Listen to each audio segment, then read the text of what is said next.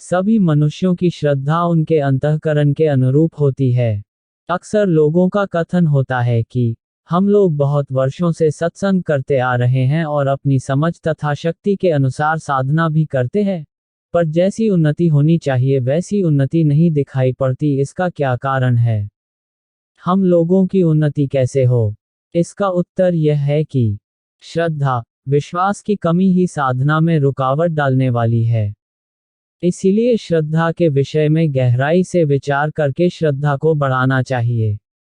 श्रद्धा के योग्य ये 4 हैं: ईश्वर, ज्ञानी महात्मा, गीता आदि शास्त्र और अपनी आत्मा। इन चारों से किसी एक पर भी पूर्णतया श्रद्धा विश्वास हो जाए तो मनुष्य का सहज ही कल्याण हो सकता है। श्रद्धावान मनुष्य ज्ञान को प्राप्त होता है। ज्ञान को प्राप्त कर वह बिना विलंब के तत्काल ही भगवत प्राप्ति रूप परम शांति को समझ पाता है। इससे यह समझना चाहिए कि श्रद्धा की कसौटी है तत्परता और तत्परता की कसौटी है मन इंद्रियों का संयम, क्योंकि जितनी श्रद्धा होती है उतनी ही साधना के लिए इंद्रियों का संयम होता है। ईश्वर, श्रद्धा, विश्वास। हम लोगों को ईश्वर पर इस प्रकार दृढ़ विश्वास करना चाहिए कि ईश्वर है। ईश्वर सर्वव्यापी है, सर्वज्ञ, अंतर्यामी, परम दयालु, दिव्य गुणों से संपन्न सर्वशक्तिमान परब्रह्म परमात्मा है। उनकी प्राप्ति होने पर मनुष्य के सारे दुख, दुर्गुण, दुराचार, आलस्य, प्रमोद और अज्ञान का विनाश होकर सदा के लिए संसार जाल से छूट जाता है। मनुष्य को परमानंद की प्राप्ति हो जाती है, जिसको गीता में निर्वाण ब्रह्म की, अमृत की प्राप्ति और परम गति की प्राप्ति आदि अनेक नामों से कहा गया है।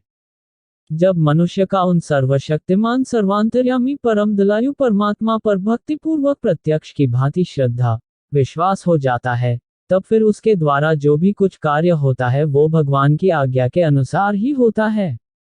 अखिल ब्रह्मांड में जो कुछ भी जड़ चेतन स्वरूप जगत है वह समस्त ईश्वर से व्याप्त पूर्ण है। ज्ञानी महात्मा पुरुष पर श्रद्धा विश्वास। हमें यह भी विश्वास करना चाहिए कि ज्ञानी महात्मा पुरुष भी बहुत से हुए हैं और वर्तमान में भी हैं तथा भविष्य में भी होंगे। जो कर्म योग, भक्ति योग या ज्ञान योग के द्वारा परब्रह्म परमात्मा को प्राप्त होते हैं वे महान पुरुष उच्च कोटि के ज्ञानी महात्मा समझे जाते हैं। जो कर्म योग के द्वारा महापुरुष हुए हैं उनके लक्षण गीता में इस प्रकार बतलाए गए हैं। अर्जुन, जिस काल में यह पुष्य मन में स्थित संपूर्ण कामनाओं को भली भांति त्याग देता है और आत्मा से आत्मा में ही संतुष्ट रहता है, उस काल में वह स्थित प्रज्ञ कहा जाता है।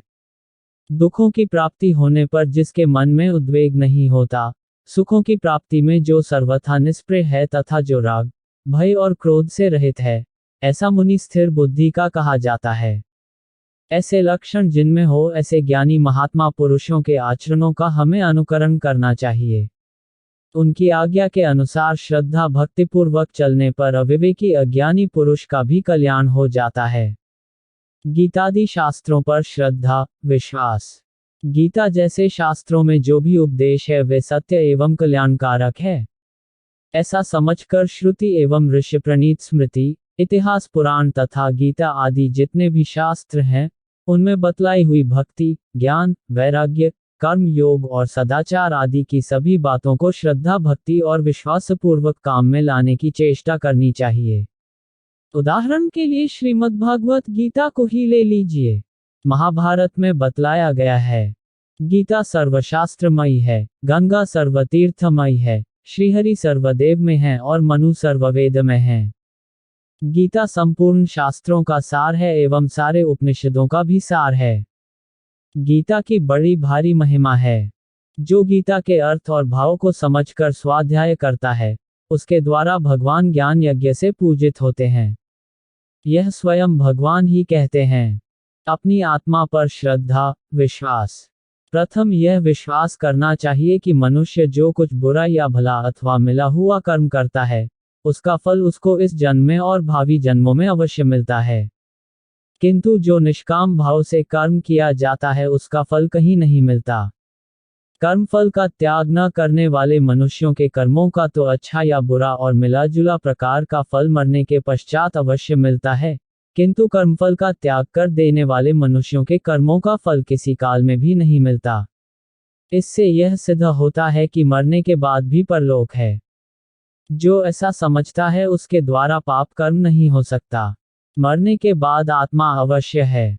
इसमें श्रद्धा, विश्वास करना, यही तो अपनी आत्मा पर विश्वास करना है।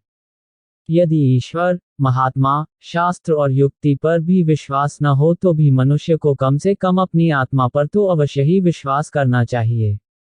किसी एक पर विश्वास करने से हमारा कल्याण हो सकता है, अगर चारों पर ही विश्वास हो जाए तो इसमें कहना ही क्या है।